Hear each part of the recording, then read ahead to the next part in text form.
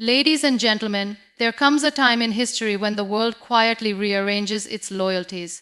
A time when the nations once dismissed now stand at the very heart of global power. That time is now, and the nation is India. There was once a chapter when India was seen only through the lens of its struggles, poverty, bureaucracy, chaos. But look again, because the very soil that bore the weight of colonial chains is now producing the iron of global leadership.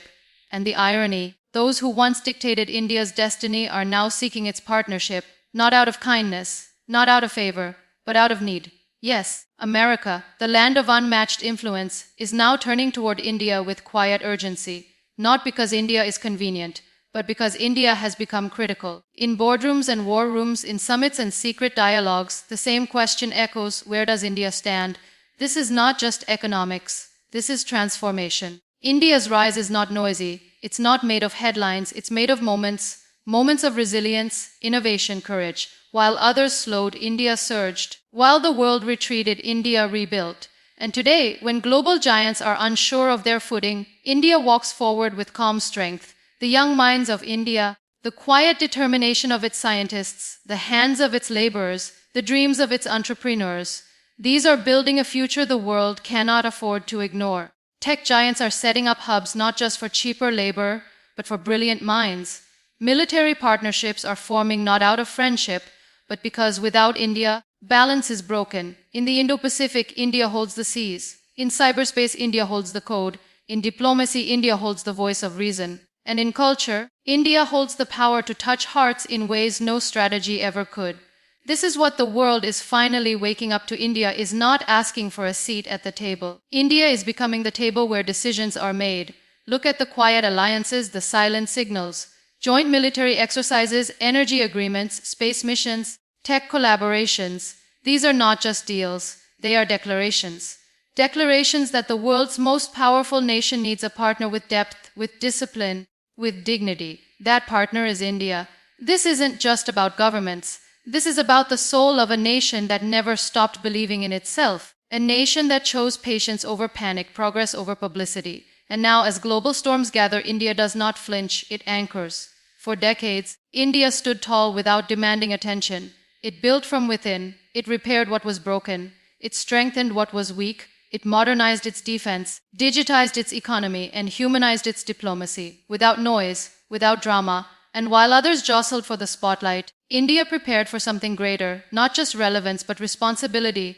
Foreign investors, military strategists, and technology leaders now see India not just as a player but as a pillar, a stabilizing force in a world spinning with uncertainty. And as countries decouple from dependency on a single dominant power, India offers what no one else can: scale with stability, strength with humility, ambition with wisdom. America, long seen as the architect of the global order, now finds itself in unfamiliar terrain. It cannot lead alone, it must partner with conviction, and it turns toward India not merely to hedge against China or counter global threats, but because India represents the kind of leadership the future demands: firm, fair, and far-sighted. And what about influence? It's no longer measured in battleships or GDP charts. Influence today is measured in trust, and India has earned it. Not through domination, but through consistency. Not through coercion, but through character. The Indian diaspora, the silent ambassadors of this rise, have already reshaped global industries, universities, and institutions. From tech CEOs to policymakers, their impact is rewriting the global narrative of who leads and how. India's cultural power, philosophical depth, and democratic integrity are now threads in the fabric of global thought.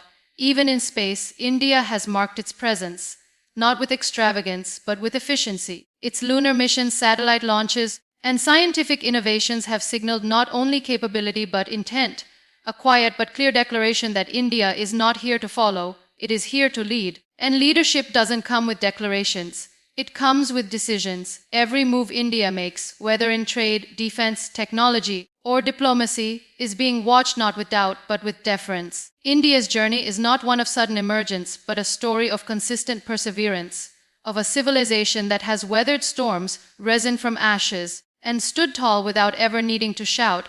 It has watched the world change not by force or fear, but with the quiet confidence of a country that carries thousands of years of wisdom in its bones. Today, as nations race to redefine power, India walks differently, not in haste, not in arrogance, but with the silent certainty of a force that knows its time has come. The world today finds itself at an inflection point. Old alliances are cracking, trust in institutions is weakening, and the definitions of power, influence, and leadership are being rewritten. In this volatile landscape, the search for stability, for a partner who is both firm and fair, has brought global powers back to a door they once overlooked. India's. The same country once dismissed as too poor, too chaotic, too slow is now being viewed through a new lens.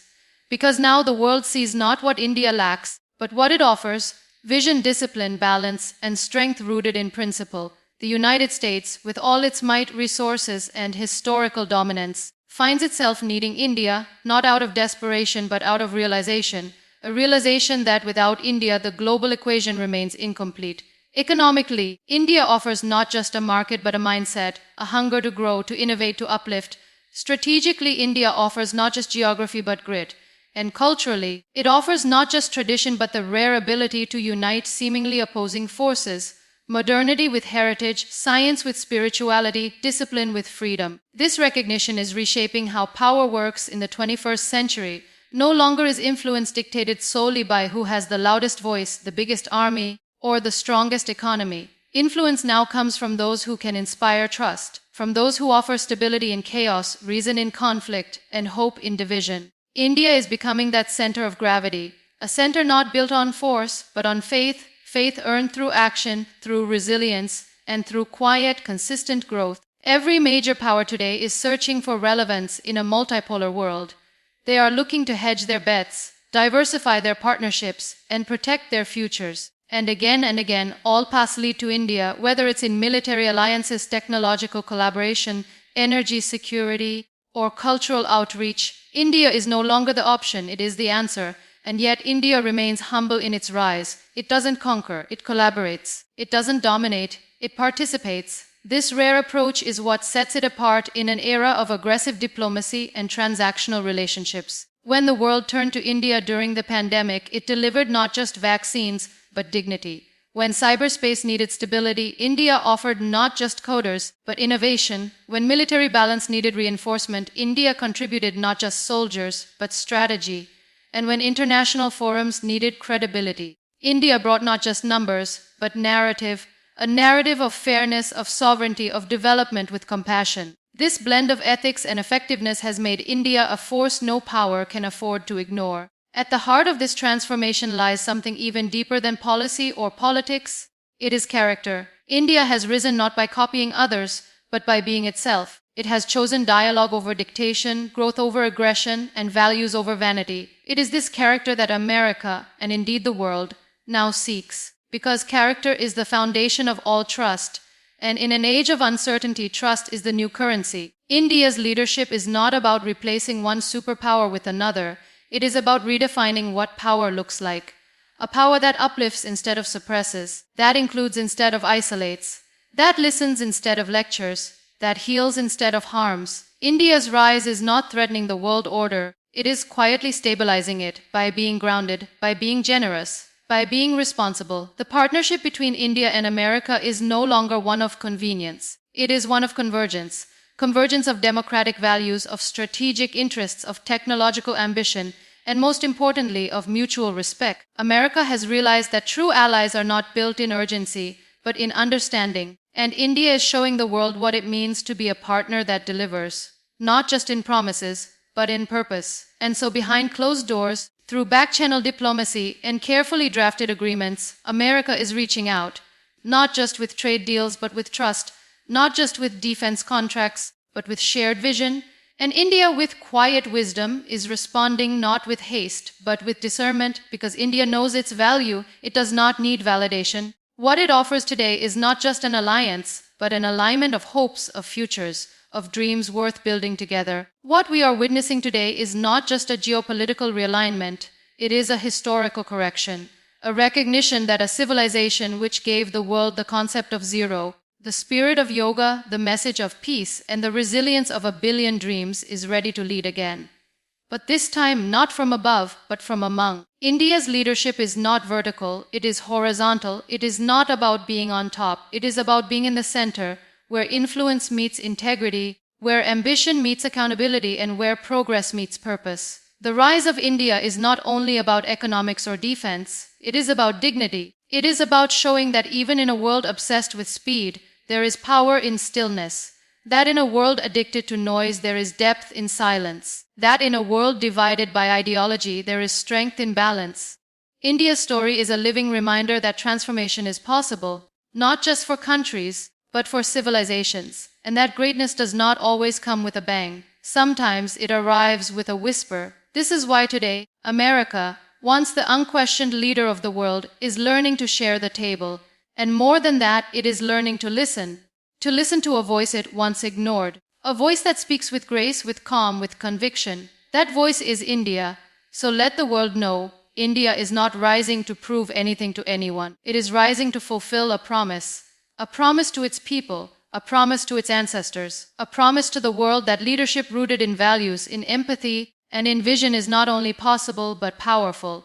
And in this promise there lies a quiet revolution. One where borders become bridges, where technology becomes a tool for equality, and where power is redefined not by who can destroy, but by who can build.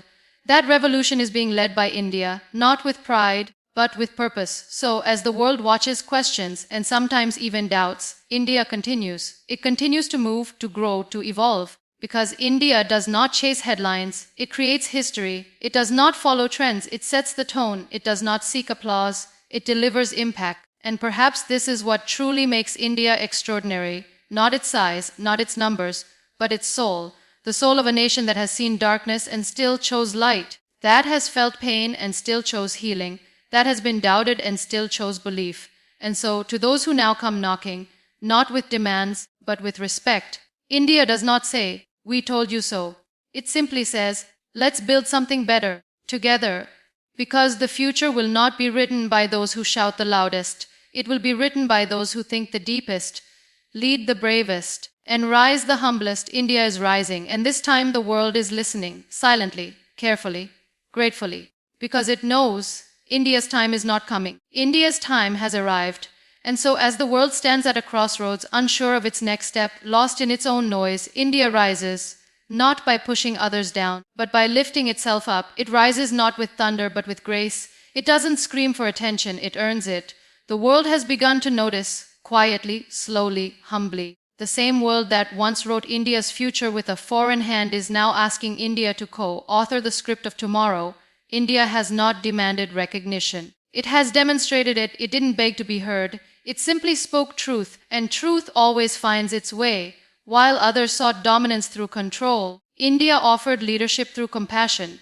While others measured strength in missiles, India measured it in minds, in morality, in meaning. Because India knows what is built on fear can be broken by fear, but what is built on faith becomes unshakable. In this age of confusion, where borders blur and alliances fracture, India brings clarity, a clarity rooted not in perfection, but in purpose. In a world racing toward artificial intelligence, India reminds us of emotional intelligence. In a time obsessed with speed, India teaches the value of stillness. And in an era where influence is often bought, India proves that true influence is lived, earned, and remembered. This is not a country scrambling to fit into global models. This is a civilization offering a model of its own, a model where strength does not mean suppression, where growth does not mean exploitation, where progress does not come at the cost of principle. It is not India's economy that defines it. It is not its military, nor its markets, nor its minerals. It is its mindset, that timeless mindset that sees unity in diversity, resilience in adversity, and opportunity in every obstacle. What we are witnessing today is not a shift in policy, it is a shift in perspective. Nations are no longer asking what they can give India. They are asking what they can learn from it. Because when a nation walks its path with humility and honor, even the strongest begin to walk beside it, not ahead of it. The West is no longer leading India, it is leaning on India, not because India demands loyalty, but because it radiates trust. And in today's fractured world, trust is the rarest currency. Look closely. You will see this everywhere, in the cautious admiration of foreign leaders, in the quiet adjustments of global strategies, in the subtle deference at summits and dialogues. India has become the silent reference point in the global conversation. Its actions speak even when its words are few. Its culture captivates even when its policies are contested.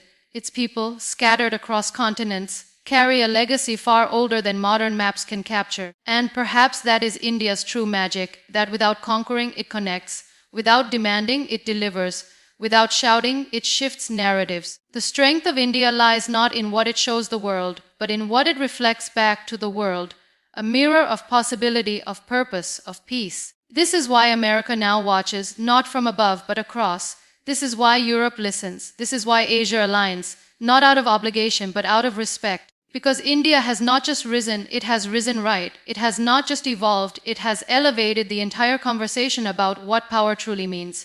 And so, when the next chapter of global history is written, not with ink, but with action, not with speeches, but with choices, it will remember this moment. A moment when a once dismissed nation, grounded in spirituality and guided by vision, showed the world that power does not always roar. Sometimes, it simply stands still and shines. India does not need to dominate, it only needs to be. And that is enough to change everything, because the world didn't give India power. India became power.